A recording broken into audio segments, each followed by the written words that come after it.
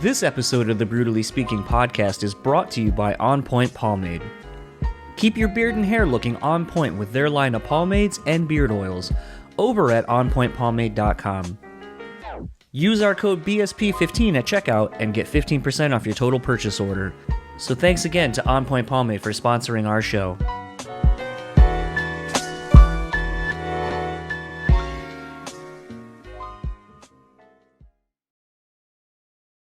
This episode is also sponsored by the Bean Bastard Coffee.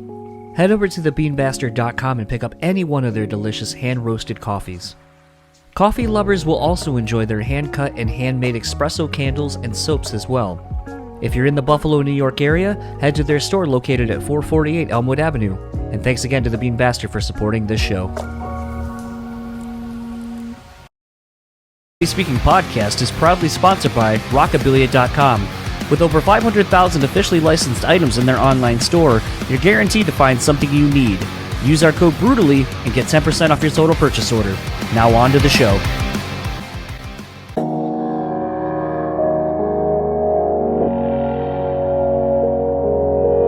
People say you have to have a lot of passion for what you're doing. This rings true because it's so hard that if you don't, any rational person would give up. It's really hard. And you have to do it over a sustained period of time. So if you don't love it, and if you're not having fun doing it, you're gonna give up.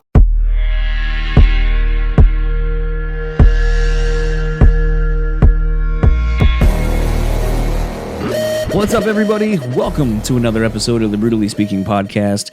I am your host, John, and this episode's guest is the returning Will Putney, of Fit for an Autopsy, of End. He is a Uber producer in his own right over at Graphic Nature Audio Studios.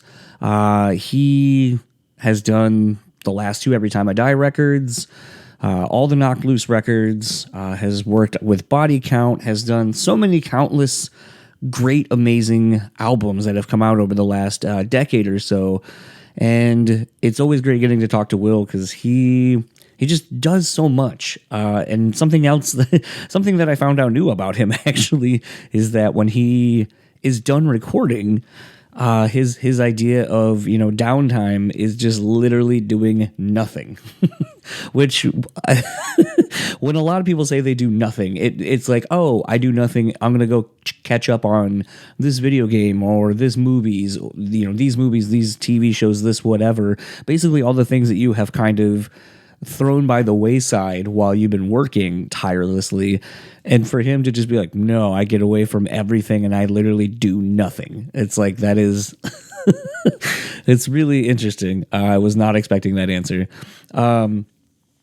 Also, speaking of things that I was not expecting, as of when I'm recording this, I got the news yesterday. Every Time I Die is no more. As of right now, it seems the band, everything's played out the way it's played out between basically the band and Keith.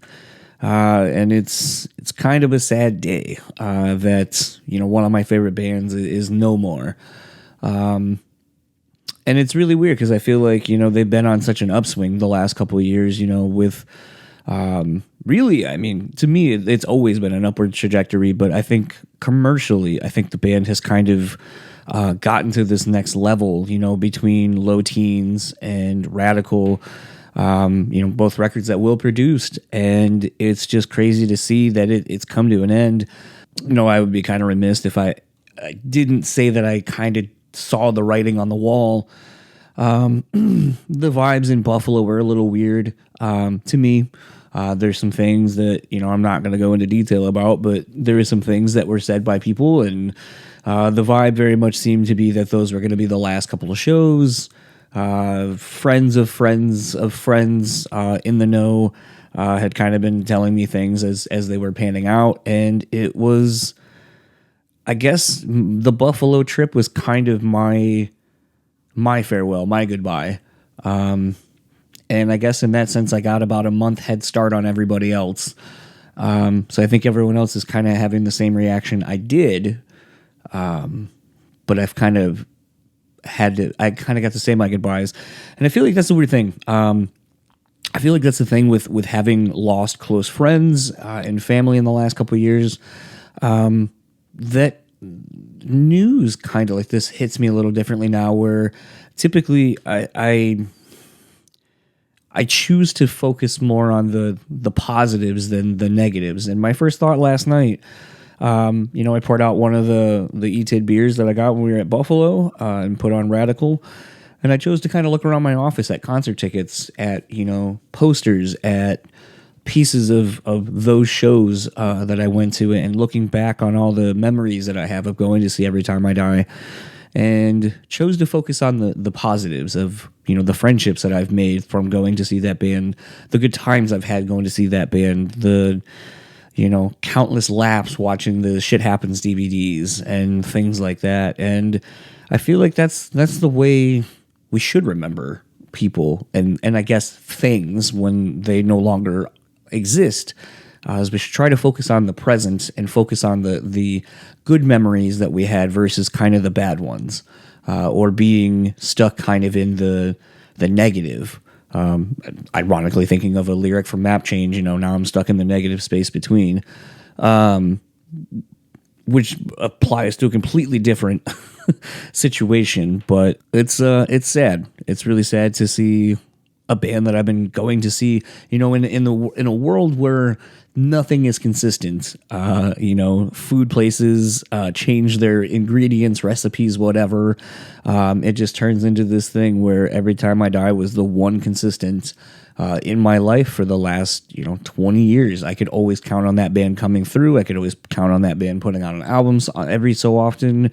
When Warped Tour was a thing, you knew that they were playing every other year. And it just it ceases to exist. It's not the consistent in my life anymore.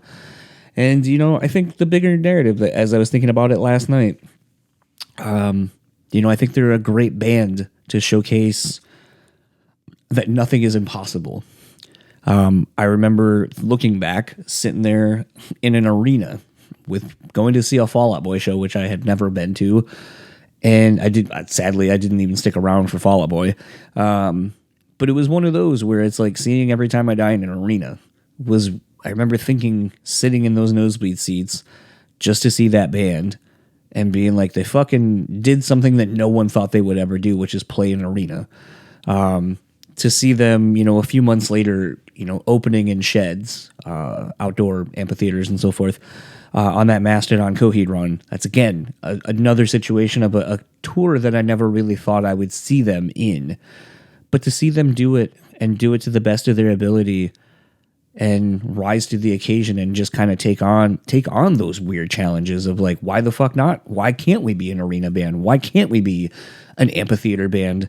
And to me, that was something that when I looked back on it, I took a lot away from it and put a smile on my face, because I was like, I feel like indirectly that's how I feel with this show. Like, why can't I get this person? Why can't I go do these things within, this show and what I feel like it's capable of being and doing? And I think a lot of that, I kind of realized, comes from just the attitude and the work ethic of the people behind the band. And I think at the end of the day, I think that's what's the most sad about all this, is just kind of seeing the people and seeing what's happening to, these brothers in literal and figurative senses, what they're going through with all of this. And weirdly, it's not what I've not been going through personally myself with the loss of my friend that I talked about, where, I hadn't really been friends with him for a little while, but it doesn't negate, the decade or so that we were really close. So I hope maybe cooler heads will prevail down the road, and that this, as I said on one of my posts, that this isn't goodbye, but it's just goodbye for now, and that we will see the band come back. And all that aside, didn't mean to go on this rant about a band, but it is tied to Will Putney, and I did have a lot of people reach out to me last night because they know how much the band means to me. And like I said, this kind of becomes the platform for me kind of talking my way through some things that I've been thinking about, and that was a big one for me yesterday. So without further ado, this is my conversation with Will Putney, and I'll talk to you all on the other side of it.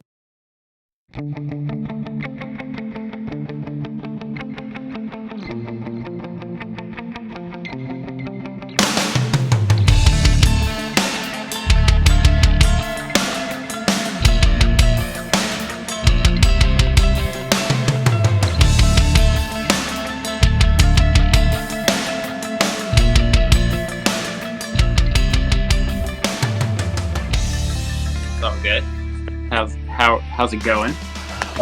We got 9 inches dumped on us yesterday in the last 24 hours. So that's Wow, where are you guys? I'm in Grand Rapids, Michigan. Okay, yeah. So you got it pretty bad. We got 2 inches. Darn. Yeah, I think I got that in about 30 minutes. yeah. We're okay over here. How's your move going? Good. In the middle of it right now, and just unloading some boxes. So could be worse. How long does it take to move a studio like that? It's gonna be a minute. I mean, we got it all over here in 2 days. Now organizing and building everything's gonna take some time, but it's a slow process. Should be all right though once we're done. It was funny because when the publicist was like, "Oh, we're still trying to get a hold of Will," I was like, I mean, I could totally see him not answering an email for a hot minute with moving a whole studio. Yeah, it's cool. We got it done. So it's all good. You know that kind of brings up something kind of interesting to me because and I might have this wrong or have read this wrong, but you're moving the studio into your house, correct?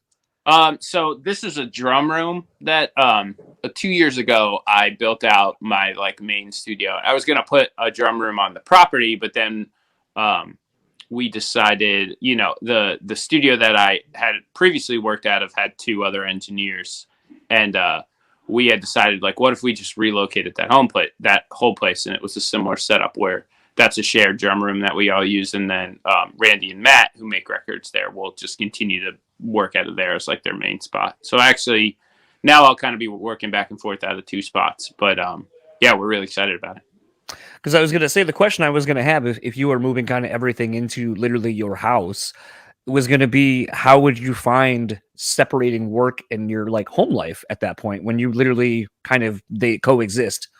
It's easier for me not to have a commute, and then a lot of the stuff I do, like mixing and things where, if there's not a band around, it's a really easy workflow now because I could, kind of pick my hours, and I can be around more at home when I need to be. Yeah, I wasn't sure how I would like it, but I've been doing it for a minute now, and it's actually been great. So it's always interesting because they have all these studies, don't put a TV in your bedroom because when you go there, the whole point is to go to sleep, not to be entertained or to do other things that get your mind active and all that. So it's just kind of weird when you kind of start seeing people that are I find that the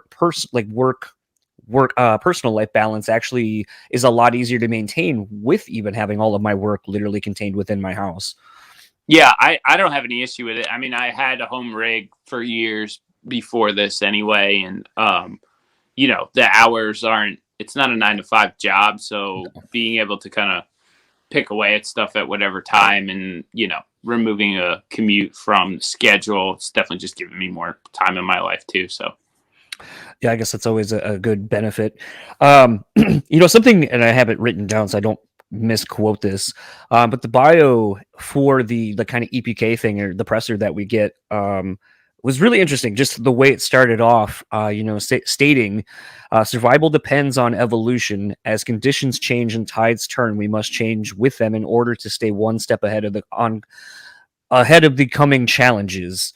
I felt like that was such an interesting first sentence before I even listened to a single note of the new album, because I feel like it can just be applied to so many things outside of even writing music, but just life. So I kind of wanted to know where did that quote come from, or where did you find that, or whoever, put it into the EPK?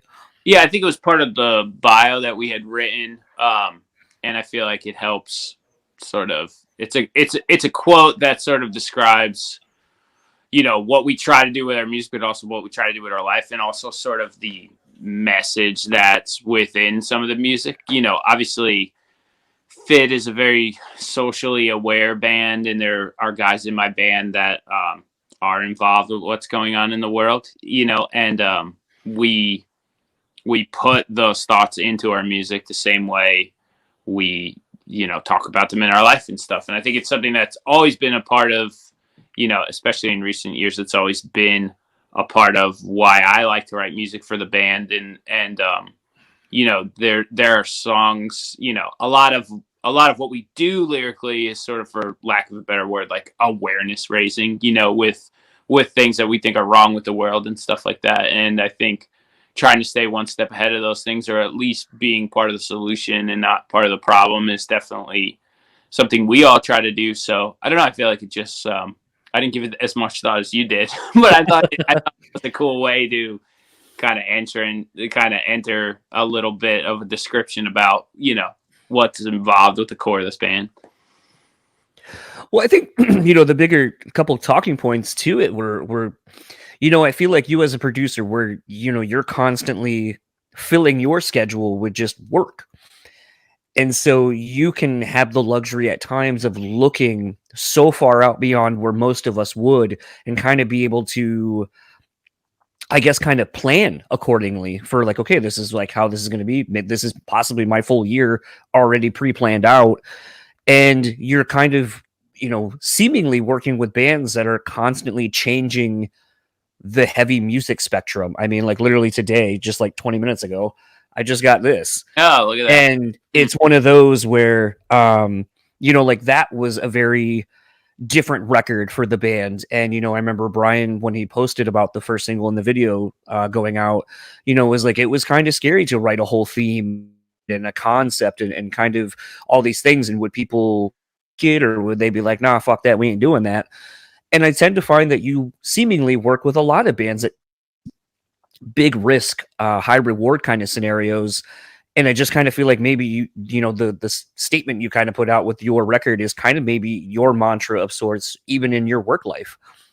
Yeah, well, I mean, I like working with bands that challenge themselves and me creatively and want to do things that are unique and original for them, and I think it's always a part of, whether it's with Fit or with some of the other projects I work with. I'm always interested in, like, kind of not being the follower band and being, the artist that makes the record that connects with people and sort of steers the course for what's happening with heavy music. So it's definitely like, I get excited about those projects, I don't want to keep making the same record for my band and a lot of the bands that I work with that I feel like are the more creative or inspiring bands. Like, they have very similar mindsets, and I think that's part of the process of making records that makes it fun, and that challenge and that excitement when you're actually able to pull something off like that is like one of the more rewarding parts of what we do. So for me, it's a big part of, like, why I like writing music. I don't give it much other thought, like much more thought than that, because I don't really see it any other way anymore. I just think from from my perspective as a fan of music, and even the heyday of you would buy something because like Ross Robinson produced it, or because it was on such and such label or whatever, that credibility and familiarity, the trust, actually, I guess, that is earned by people kind of rewarding the artistic process of making something new and just feeling like you're a part of it. I think some of us of a certain age can remember the first time hearing, like, that first Korn record, or even Slipknot's first record, and just that raw vulnerability to it. And I feel like at this point, you have now entered into that same breadth of talking about some of these producers who make kind of life-changing art for people. I know that may not be how you feel about it, since you're just constantly in it, but that's flattering. I definitely appreciate it. I don't, it's funny, like, a while ago, I kind of stopped caring about what people were going to think about the music I made, and I realized, like, when you start to worry about, well, how other people are going to think about your music, or is this what's the best thing? Are we going to be the biggest if we do this? Like, it starts to, like, work its way into your brain, and you make decisions that aren't as pure all the time. I mean, obviously with the given project, like, people want singles, we want something on the radio, like, the agenda is always there in the background, but I try to just kind of, like, shut that stuff out and just make music that I like, and I feel like I got better at doing that once I stopped caring what other people were going to think about it, and then a lot of my favorite bands that I work with, they don't care at all. They just like do exactly what they want to do, you know? Um, and I think that's like the point of making music, you know? It's like, I don't have to play in bands if I didn't want to, you know? So it's like, well, why am I doing this? Because this is what I like to do. So I'm going to do what I like to do, you know? It's interesting because I feel like, even in the space of, heavy music or whatever, that there's still be you sort of said like, well, we still want a single or we still want this. And I feel like it would be perhaps you've kind of earned the respect that you don't have labels peering over you like, okay, like we really need you to like help these guys make a single, like we at least need one or anything like that, because like you hear those horror stories where it's like almost the producers kind of working in tandem with management or a label where it's like, yeah, we really need them, like this is the do or die record for this band, we really need that big single that's going to push them forward in their career, like can you help us with that? And it's kind of weird when you hear stories like that. Sorry, that's my dog. And it's one of those where it's just kind of interesting and kind of refreshing to still hear there are some that are just like, nah, fuck it. We're just going to make like what we want because we like it. And if you like it, cool. But if not, like, it really doesn't matter. Sure. We like it. Obviously I've been in that scenario where I'm making records and there's a label and a manager and everyone's concerned about getting a song that connects a certain way or works a certain way. So I've done those projects and I've had cool success with that. And there are plenty of bands, that are in that landscape of like the heavy music world where that stuff is a priority and more important. It's not my first choice of what I like to do, but I still understand that side of the industry. It's just like more when it comes to some of the stuff that I feel more creatively satisfied with has been like when we just don't care about those types of things. And luckily, like a nice chunk of my records throughout the year, we are kind of left to our own devices, and no one's weighing in with with that type of mindset. And it's been I'm fortunate where I've been able to steer my career where I get to do a lot of projects like that now. As we've kind of been talking about the careers and just kind of like being able to do what you want in kind of a genre that's not necessarily the most viable for like radio airplay and so forth. I was kind of thinking you had a hand in one of kind of the more viral moments, I would say, in the heavier genre, kind of recording laugh tracks, with Brian's, infamous barking part, and that was viral. And kind of even thinking about how Lorna Shore this last year with To the Hellfire, like literally was on TikTok and was like this massive fucking thing. And I find it interesting that it's like, it seems like the underground music scene's kind of breaking into mainstream through these like ancillary things like TikTok and so forth, and becoming almost kind of breaking out. But like I don't know, it feels weird as an almost 40 something where I'm like I don't fuck with TikTok, but it's like I saw it everywhere. I saw the memes of everyone or whatever the fuck using that sample and just playing that or whatever the reactions to it. And it's like we live in this world now where I feel like because it's interesting to quote unquote react to this music, that you're starting to see people and maybe introducing people to these. But like, have you peripherally kind of noticed this as well, and how like that it's now an ancillary avenue for bands to kind of be found? Sure. I mean, the internet's definitely a weird place, and it's funny what takes off sometimes and what doesn't. I don't think I don't know if any of that is like a long-term sustainable thing for bands. I think it's cool.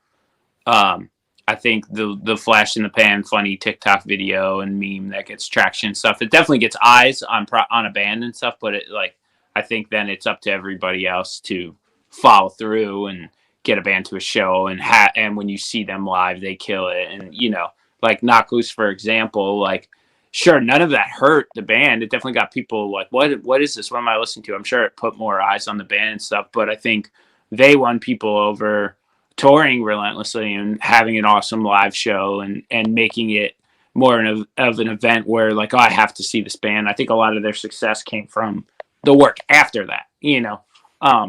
So there's two layers to that, for me. But I mean, yeah, I mean, we've been there. Like Joe's done screamed some funny song in his car, and then it gets picked up by like Barstool, and there's millions of views on this thing, and we're like, we can't even get our music videos. Like, it's always weird, like, and I don't really know. I guess it's just the sum of all the parts, Yeah. Any exposure a band in extreme music can get isn't going to hurt. I think it's obviously, it's not in the forefront of everybody in the world. Like, musical preferences or this genre is obviously an underground thing. So when it breaks through to like on a scale like that, it's always good, and it's always good for everybody. It was just interesting. I remember when A Day to Remember announced, I think, their European run, and Lorna Shore was opening that. It was just like, this is kind of what that kind of shit can open up for bands, is like, because for some people may not know, but it's like, when you get shop tours and it's all about numbers and what you can bring to this package or whatever. And so for that, it was interesting to see like one of the biggest bands that's kind of transcended out of that genre a little bit, taking arguably something way more aggressive than probably anyone else on that package or the fans of that package will probably have ever seen live. I think is just really interesting and speaks, I think, to just some of these ancillary avenues that I think are kind of kitsch, for lack of a better term, but it's interesting. Yeah, I mean, I don't think like I said, I that type of stuff I don't like. It doesn't affect my day to day anymore. Right. I'm happy that extreme bands get shots for whatever reason it is. And I think if TikTok or the internet is the catalyst for that, then cool. It's awesome. I also, funny story, I felt like it would be fun to tell you about. So you guys played Tid the Season, and I was there, and I wanted to go, and you guys were like the first band after wrestling that was going on. And my wife was like, oh, it's such a long day. Do we really have to go that early? And I was like, yeah. I was like, I know it means nothing to you, but I was like, I had done a podcast with Greg a while ago, and before even a note of music had come out, he had told me like who was in it, all the stuff about it. And I go, but the band pretty much never tours. So this is like, I'm already here. Like, I'll go and you can just like come whenever you want. But like, I'm not missing to see this band because at that time the tour wasn't announced and we were coming to Detroit anyway. But it was funny that she was like, I'll go with you. And you won her over. And it was really amusing because like, she is sort of that staunch, like, so it was funny. She's like, I like this band. Why is this band better than like most of the other bands that we've seen over the last 2 days? And then I was like, well, this is so and so from this band, and da da da da da da da. And then she was like, oh, I don't know any of those bands. And I was like, well, okay. But she was like, I like this band though. And I was like, all right, well, then there you go. And I was like, but at least it's nice that even someone who has been to as many shows or more than I have, between myself being together with her and all her exes taking her to shows, that she was like, I like this band. This band's a lot of fun. And I was like, all right. Well, that's awesome. So hit me with we'll get her a t-shirt later. But it was really funny, and then I just had to keep making fun of Jay and texting him that his thighs were in my way while I was trying to watch the other bands. Oh, yeah, the guy would play it good. Yeah, I mean, I think N works in a cool way because it's kind of back to what I said. Like everybody else kind of has their full-time gig or band or project, but it just was created out of like a desire to make this type of music. This is like the type of hardcore that a lot of guys that everybody in N likes, and didn't have a project going where we could do that kind of stuff. So I think it just comes from like a pure place, and it translates like that because we don't really have to do anything. It's like we do that band to get that out of our systems, and that's the fun part of it, and we're not really concerned with, touring full, like we're probably not able to tour full time, even though we're doing some touring next year. It's just this year already. We're only doing it because we really want to do it. We really like making that music. And I think that's like the music, it translates into the music. I think it even translates into the live show. I mean, I only have that one like 30-minute set or whatever, but I was pleasantly surprised at how tight it seemed like you guys played, even though I know you haven't played that much. But I think it just kind of speaks to the professionalism of all of you, and probably just the working you put in before you start rehearsing for these shows. But I was pleasantly surprised because like the album sounds so good, and it's just like this big production and so forth, and to hear it be able to be pulled off live as well as it is staggering to me. Well, thanks. Yeah, we were really sore after that, so we tried.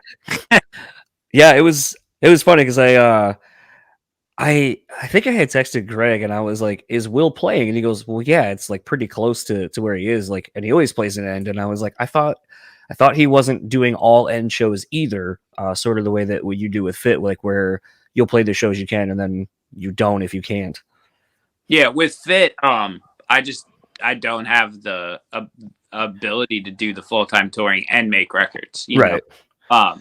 So it's just we got another guitarist so that it wouldn't be an issue because they're on tour all the time. Yeah, I think they're in Detroit today, actually. They are actually in Detroit today. Yeah. That's Sanctuary. I think it's sold out, so that's cool. But we're yeah, like the band is so nonstop that I wouldn't be able to do both things, you know.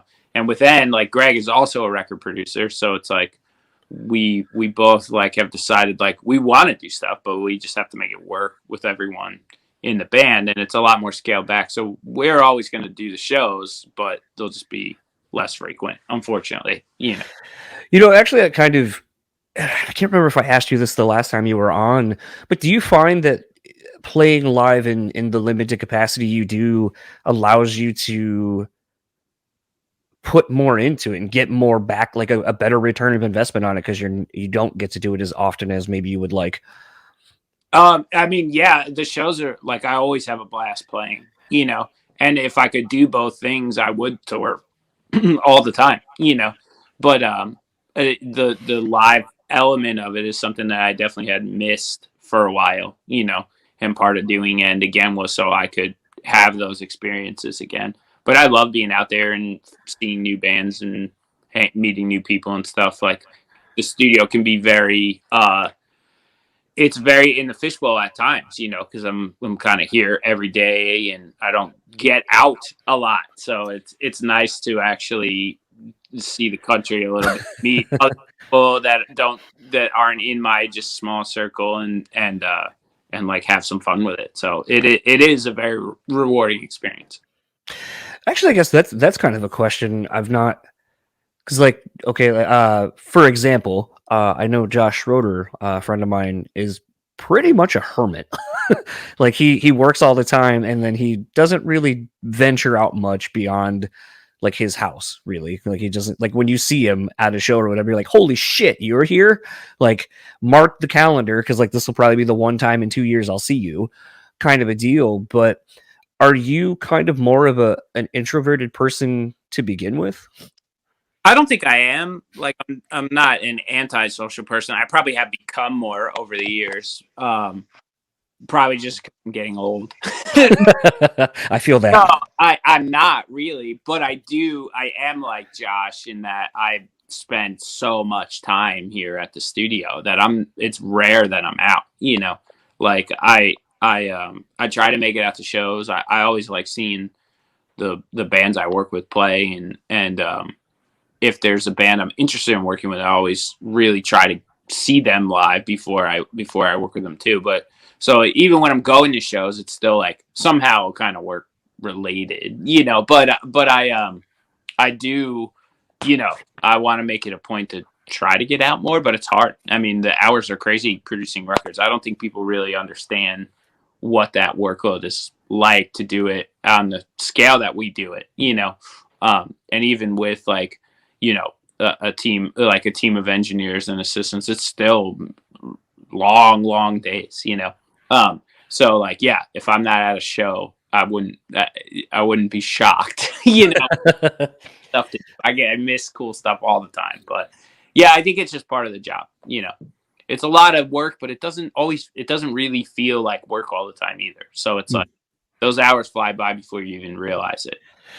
I feel like it would just be because it's funny, like it's not nearly to the same capacity as like what you guys are doing, but it's like, with the podcast, I might do, like, I have another one later with Michael from Volumes, but it's like, okay, like there's 2 episodes, and then I'm gonna kind of work on a graphic, I'm gonna work on doing different stuff and getting all like, and then it's like it's just constant work.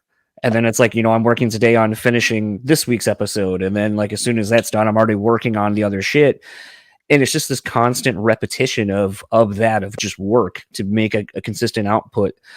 And I feel like people don't understand how weird it is, because I feel like it's a same to you guys, where you're so pumped about this thing you're doing, but then that's done, and then you're just immediately moving kind of on to the next one, and then you're excited about that, and you're sort of perpetually in your own world that only a very smattering of people understand, like, what's happening in it. And when you try to explain it to other people and they don't have this near the same reaction or excitement as you do, you're like, all right, well, I guess no one cares. So then Yeah, you start going inward with it. It's not for other people, like you love your job and that's all that matters, like I try to explain to people what I do and they don't understand it. And I'm like, oh, you don't have to. Like, I like my job better than you do, probably. Don't worry about it. Yes, I work more hours than you. So, but it's still better than you.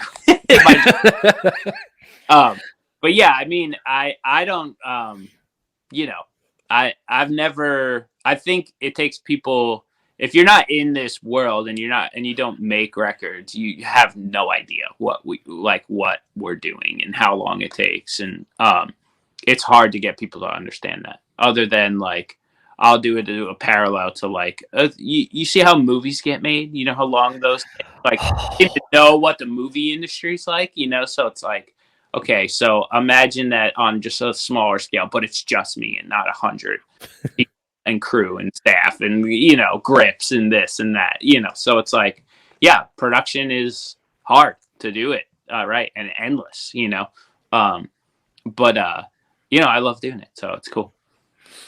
I was kind of thinking more about, and you kind of hit the nail on the head when you were like, oh, maybe just getting older, so I don't want to talk or deal with people as much.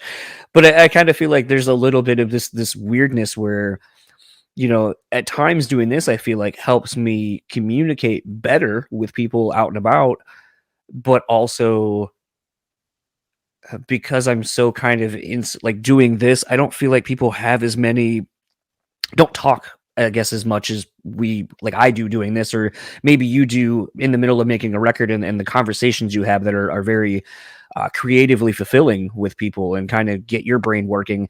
And I feel like maybe that's the big disconnect I find personally, is that I don't vibe with people, maybe, I guess, that just want surface level bullshit, I guess.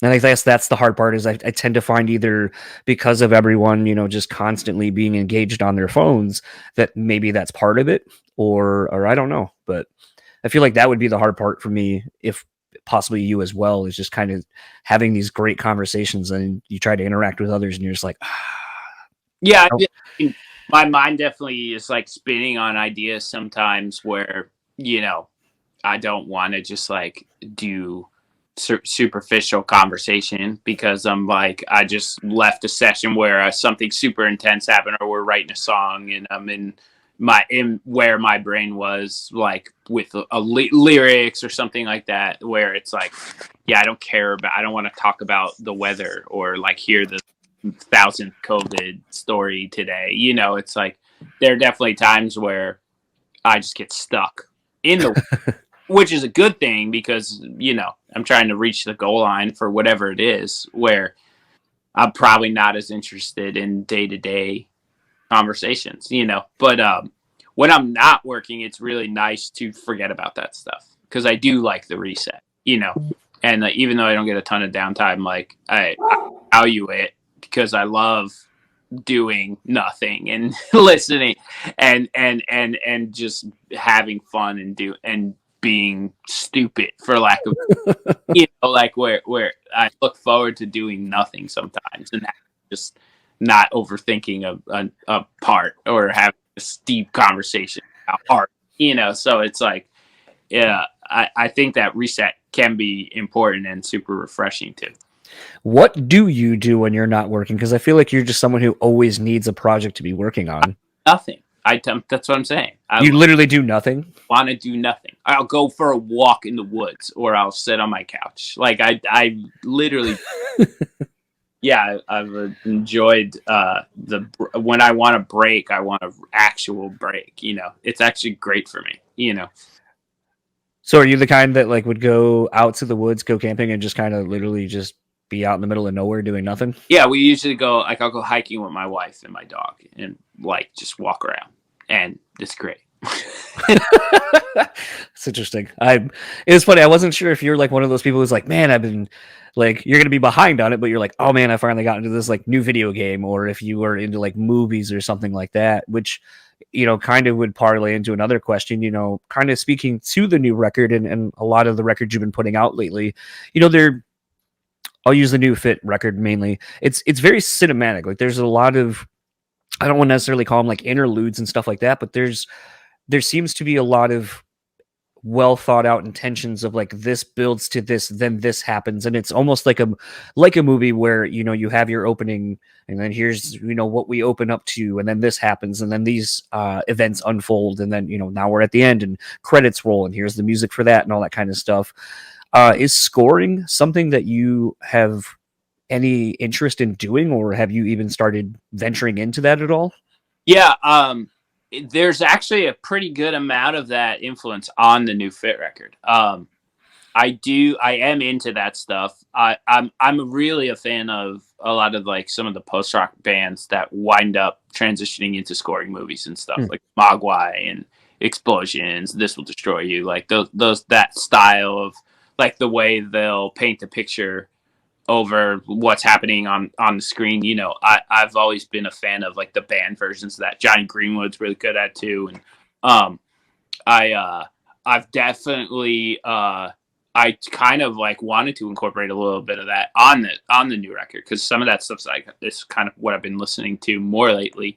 And it did kind of get me interested in scoring a little bit. So I am actually talking to some people about like potentially working on some film stuff too, which would be fun, because I've never really ventured into that world, but I'm very highly interested in like all the sound design and work that goes into that stuff. It's a kind of a different approach to making music, and I love the instrumental composition side of some of that stuff, and the kind of freedom you could have with it, even though you are kind of directed by the film, but there's like I don't know, to me it's like a different headset completely than like if I'm writing music for a band. So yeah, hopefully in the future I will wind up actually doing some of it. But yeah, it was a nice catch on that, because I was definitely thinking about that with the Fit record, like, oh, it'd be cool if we can do this. Well, I think even I've only been able to give it about 3 spins total, because unfortunately you have songs like Two Towers and shit, I was listening to it on my phone, so I didn't see the other songs, like something hate, god, it's like track 6 or 7, but it's one of those like where when you're listening to it, it lends itself to kind of a full album experience, an immersive experience, versus just like, here's the single, or we're going to front load the record with the bangers and then the rest is just kind of whatever.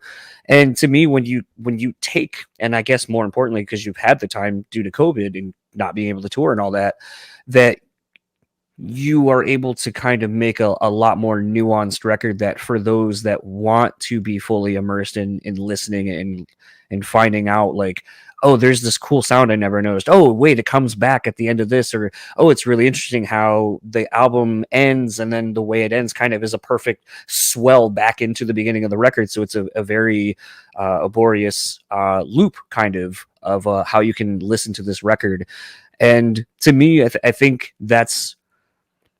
it's gratifying as a music fan, but I think more importantly, and you kind of touched on it a little bit in the very beginning, it makes me feel like there's something more important being said, which unfortunately getting these promo copies, I don't get the lyrics to these records. So I have to kind of try to piece out what I can based off of the lyrics I'm hearing or song titles or whatever. And I feel like there's a lot in this record that will keep me coming back, trying to, I don't want to say decipher, but just kind of find everything that you're putting out. And especially in the video that you guys released, I feel like there's so much symbolism that probably is going to allow me to dig deeper into the lyrics on this record and see what else I'm finding when I do that. Very much like a good movie where it's full of Easter eggs, it's full of things. The more times you watch, you're like, oh, I didn't notice that person's in here, and then they come back later in the movie and they're a big part of the ending or whatever. So I think that's the fun thing about music. If you actually give a shit about it, is it can reveal so many things if you're willing to take the journey. Sure. I mean, this is definitely a pretty dense record in that sense. You know, we're influenced by so much stuff that it was like kind of the challenge for me this time was like, how far could we push what we normally do and incorporate some of these new elements and try new things? Because I'm just over making the same record, you know, like I'm not interested in doing the round 2 of what the last one was. I was like, all right, well, what else do we got? You know, so there's a ton of stuff on this one that I feel like we've never really done before, and different sounds, trying different types of vibes for songs and stuff. And we wrote a lot of songs. Like I had 20 songs for this, maybe. Like I wrote the most song starts that I ever had for a Fit record for sure. So it was like seeing what works for you know, seeing what works in the context of like a whole album experience and what was going to be cool to kind of throw the dynamics of the record around. I was very conscious of it through the whole process, and it was hard to like narrow stuff down and it's track listing where it feels like the right way and stuff. And even like picking singles, like the whole process of this one, because it turned into this like cohesive, this is the complete unit. For a while I was like, it was like one big song to me for a while, you know, because I wanted all this movement and the arcs in the track listing and stuff like that. It really was like I had kind of wanted to see it a certain way, you know. But yeah, I mean, like I said earlier, like this is the cool part for me. Like all of that love that goes into this stuff is like the thing I get the most excited about, you know. Pushes you to be a better musician, and it like keeps your brain firing on all cylinders. It's definitely like, you know, my favorite part of doing this kind of stuff. So like this definitely an album to experience as a whole piece for sure. With that being kind of the case, is there potential maybe where you play this record like in its entirety and or even maybe, because I'm thinking like there's a couple of parts where I'm like, oh, it'd be kind of cool maybe you get like a small like orchestra or something to kind of maybe recreate some of the sonics that are on it and kind of make it a really interesting evening with kind of a thing, and just kind of go really full bore into that side of this record and just really kind of making it a massive statement, I guess. I mean, we'd love to. We wanted to do that on the last one. We actually were planning on doing it on the last album. And then obviously the pandemic hit, but it's definitely something where we've never had the opportunity to try that. I'm not actually sure if we could still do it. Like our band know how big our band really is, and if that kind of stuff really works for us yet.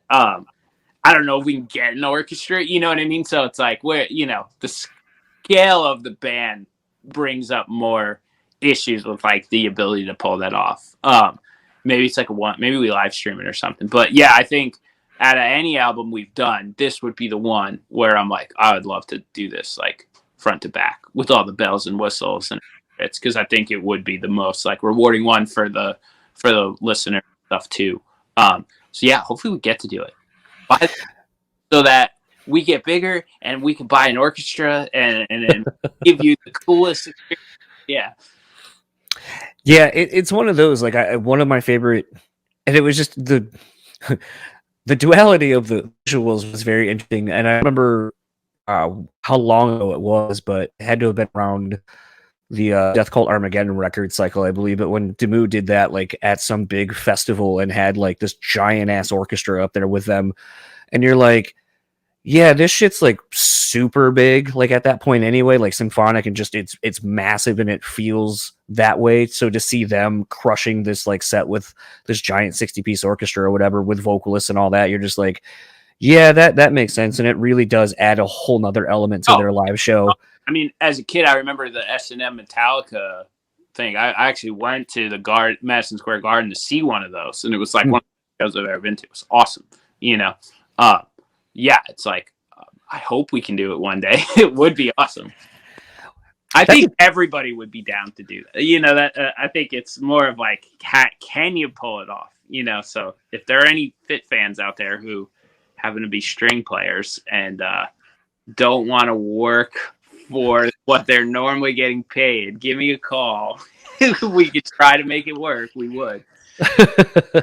It's always interesting. I feel like when you talk to people who have these big ideas, and that it kind of sucks knowing that I don't want to call it a limitation, but I will call it what it is, an obstacle basically to overcome basically the genre you're in, and knowing that the money just isn't there to pull off something that you know would be really cool and special. Yeah, I mean, we spend a lot of time trying to maximize what we have, you know. I think we have big ideas, and I'm sure all bands do, you know, but there's constant financial limitations to like, all right, well, you can't do this, but how do you make it feel like this for a third of the price? You know, so it's like getting crafty at getting your message across, or your visual, or like whatever that impact needs to be, you know, within the constraints of the budgets you have. And it's the big challenge every time, you know, and it's not the challenge that is the most fun part.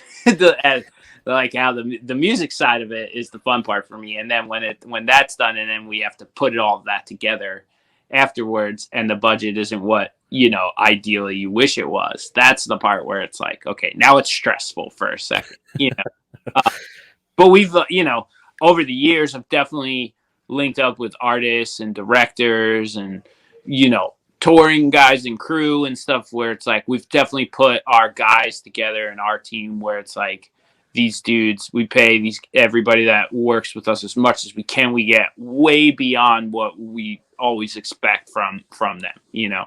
Max Moore and Eric Richter and, you know, Adam Burke, who does our layouts, and all the guys who are on tour with us. It's like they are just, you know, I always feel bad that I can't give them the world, because they deliver so good for us, you know. And yeah, we're lucky that over time we've been able to find guys who can really pull off like our visions after the fact, you know, without breaking the bank, you know. And I think a big part of Fit's success has been like finally aligning with like other creative people who are, you know, see the vision and are down for it too.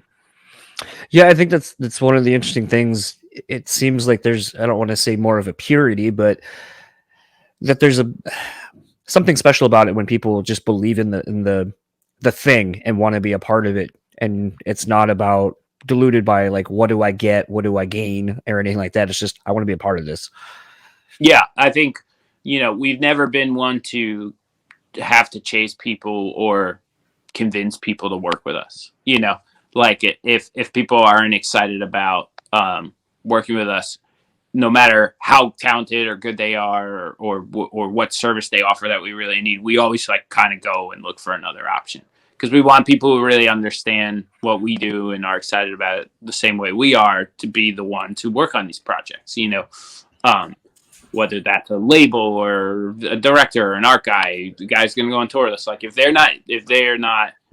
we feel like it's something that we have to twist their arm into doing, we're like, yeah, let's just go find someone who's stoked to work.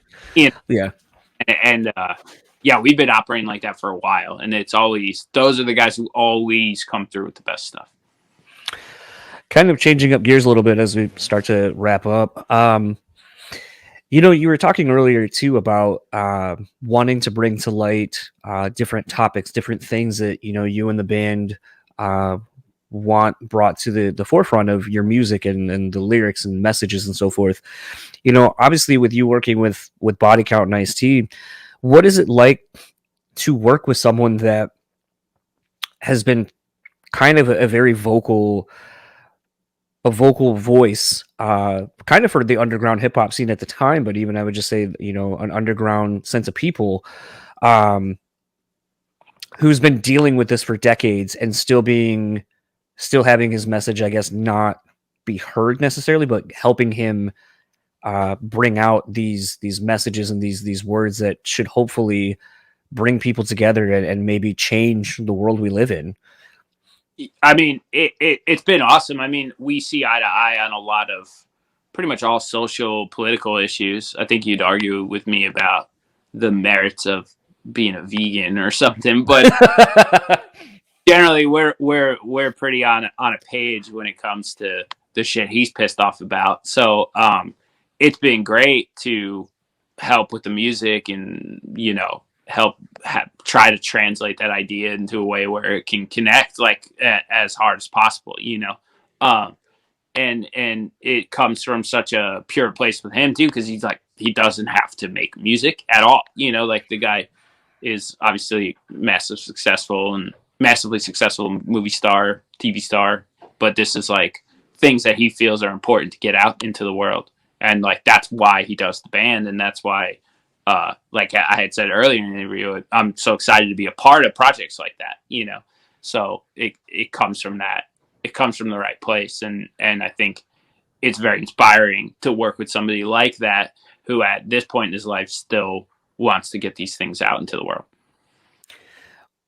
What is it like, because being a fan of hip hop and being a fan of, documentaries and so forth, some of my favorite moments are like when you watch Jay-Z's like Fade to Black, or even like when he's making the Black album.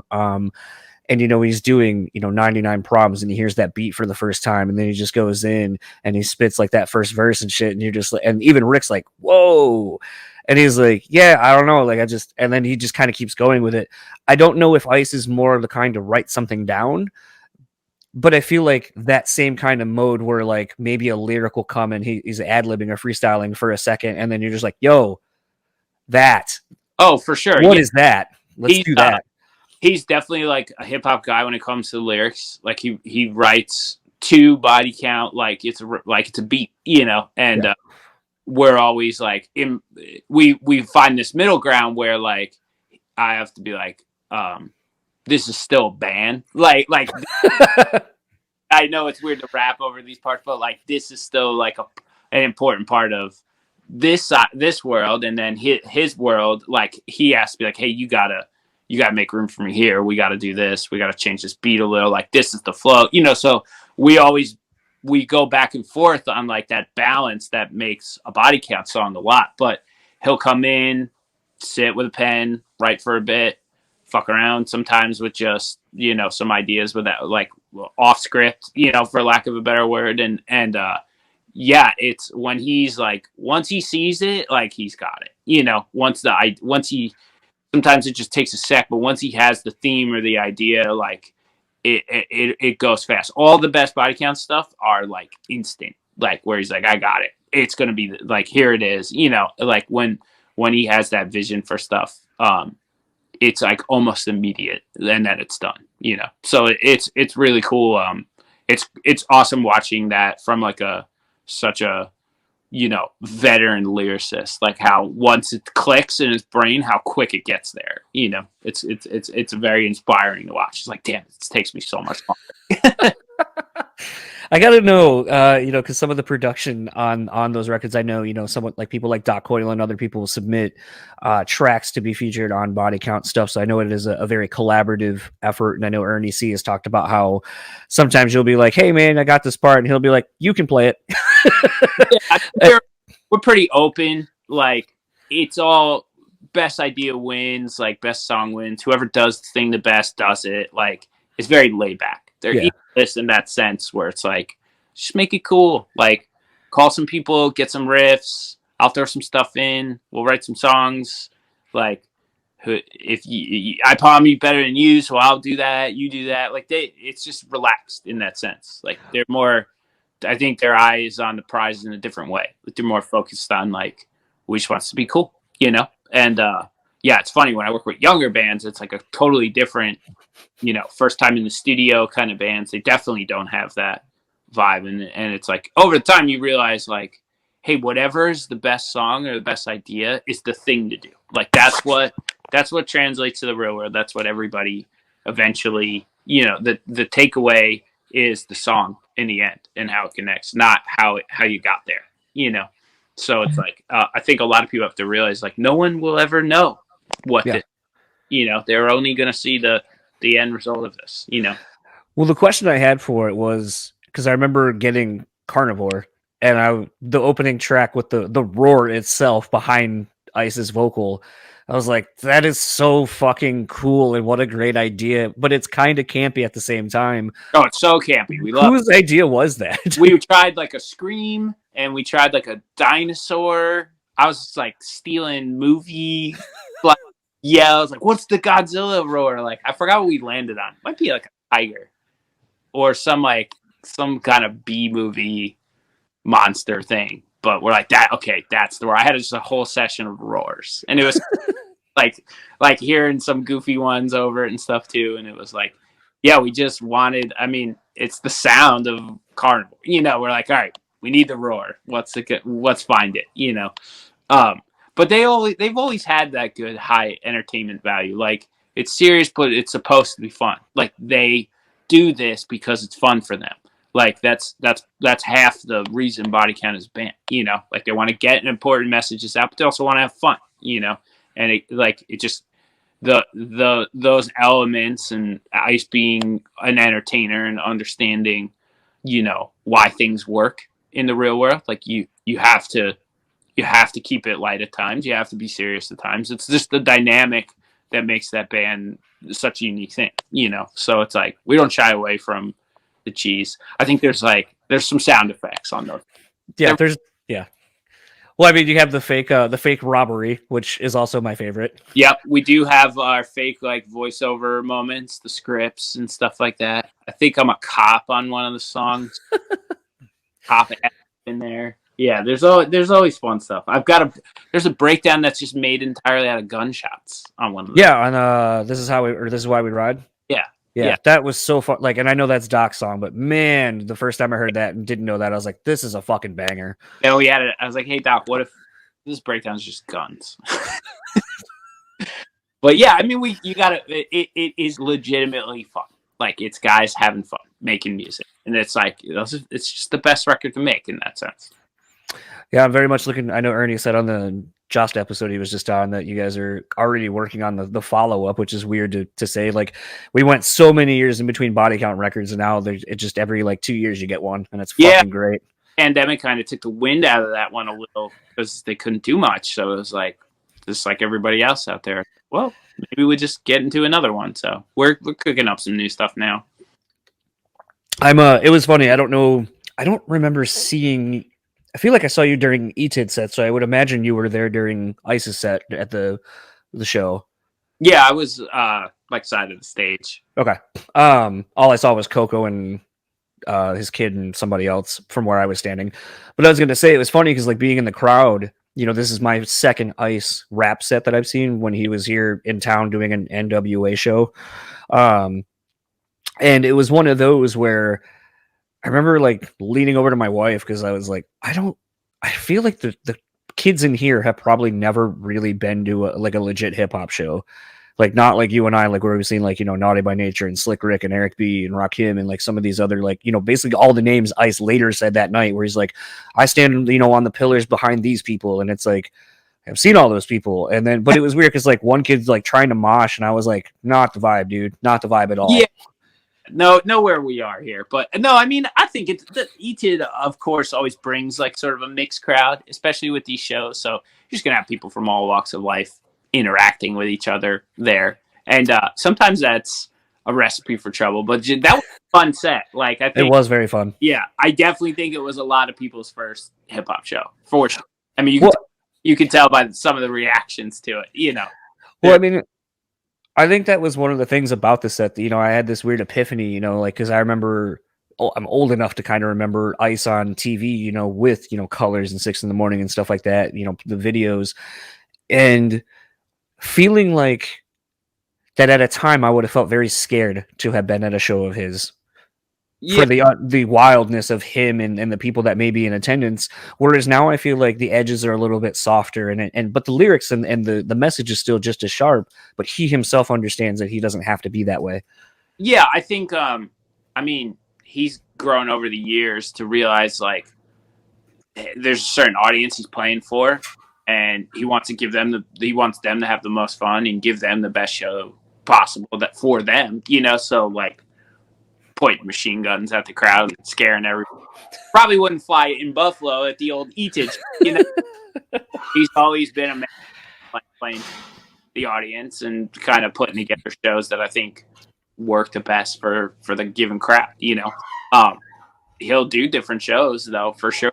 You can definitely catch him on other tours, and it's a different vibe, But where he's at life too, the guy's he's just having fun. He's just happy and kind of out there with his buddies, his DJ and his crew and stuff are like the guys he came up with as kids. Yeah. Kids are telling crazy stories about when they were teenagers and stuff. So he's out there having fun. He wants everybody else to have fun with him. Last question for you before I have you plug socials or anything. With someone like Ice, I constantly, when he had his podcast, I loved it because I loved, the daily game and the stories and the wisdom that he bestows upon those that are willing to listen.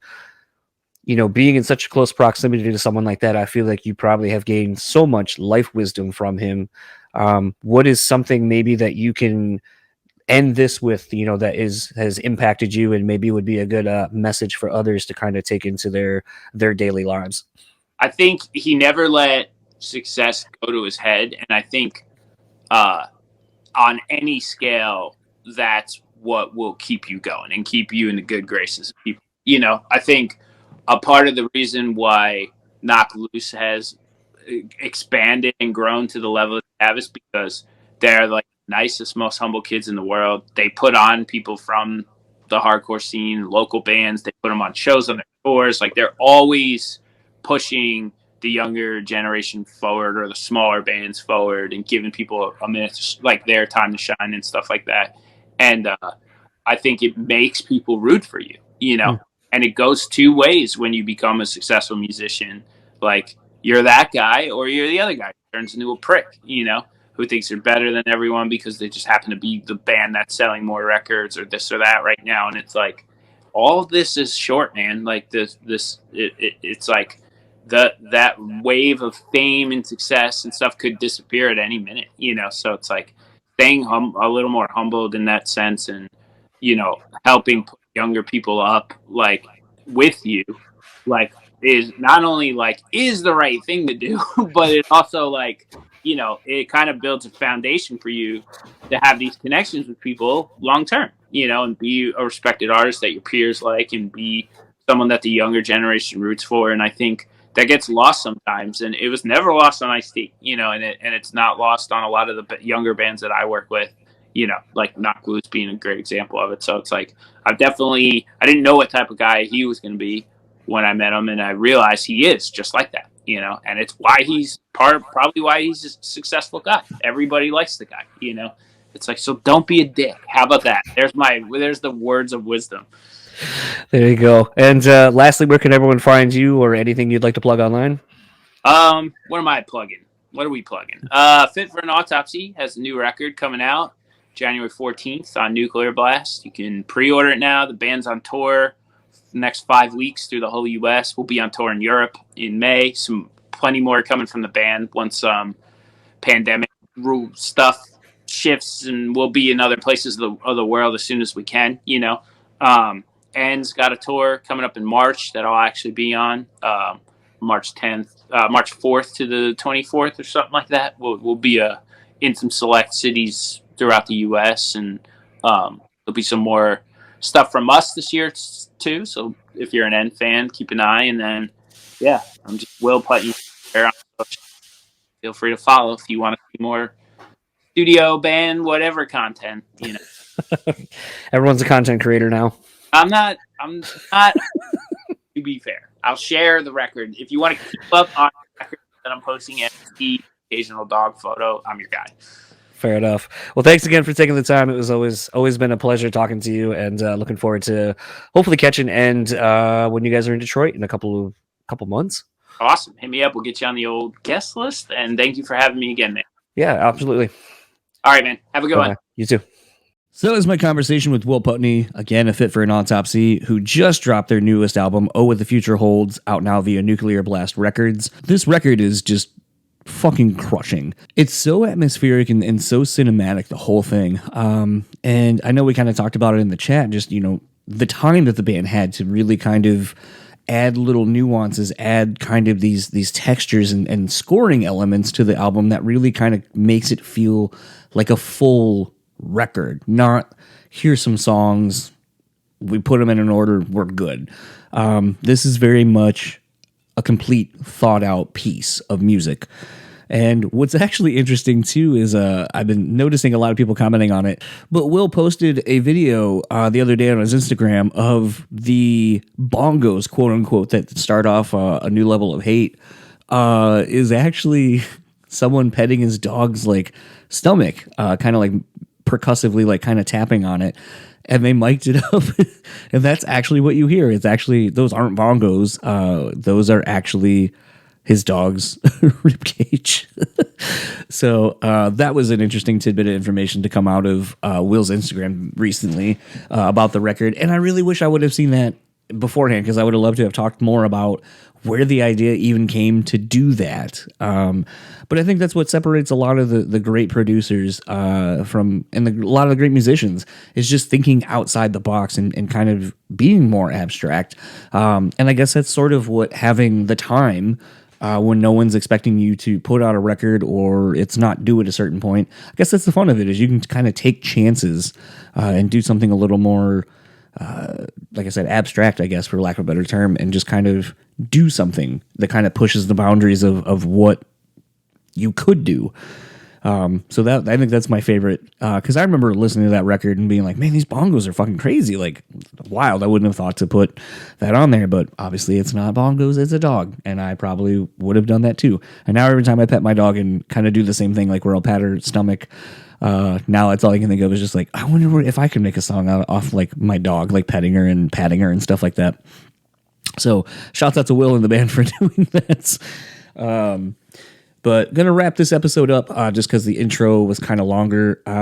If you would like to keep up with Fit for an Autopsy, it's pretty simple. You can actually go to ohwhatthefutureholds.com. That is the landing page for Fit for an Autopsy. If you would like to keep up with them on Facebook, it's at Fit for an Autopsy Official. Instagram and Twitter are simply Fit for an Autopsy. If you would like to keep up with Will, you can find him on Instagram and Twitter at Will Putney. And again, go pick up the new record, go listen to it. It is really fucking good. Already very quickly becoming this year's album of the year contender for me. And if you would like to keep up with this podcast, it's simple enough. Go to brewspeakpod.com. That is the landing page for everything in this podcast. You can also see some other shows that we support, as well as the sponsors that support us here at the show. We would love to see you support them if you're able to. We're going to run that down real quickly. Rockabilia, go to rockabilia.com, use our code BREWtally, and get 10% off your total purchase order. The Bean Bastard at thebeanbastard.com. And On Point Pomade, use our code BSP15 and go get 15% off your total purchase order. I want to thank all of our sponsors again. And in conclusion, for this episode of the BREWtally Speaking podcast, I am John, and join us next week where I have Robert Meadows, formerly of A Life Once Lost, joining me. We did that a while ago. I'm not going to spoil how that ended, but I will say we have been trying to reconnect to make that, to finish things. But it is a wild episode, and I think you're going to be thoroughly entertained. So enjoy that, and I will talk to you all next week.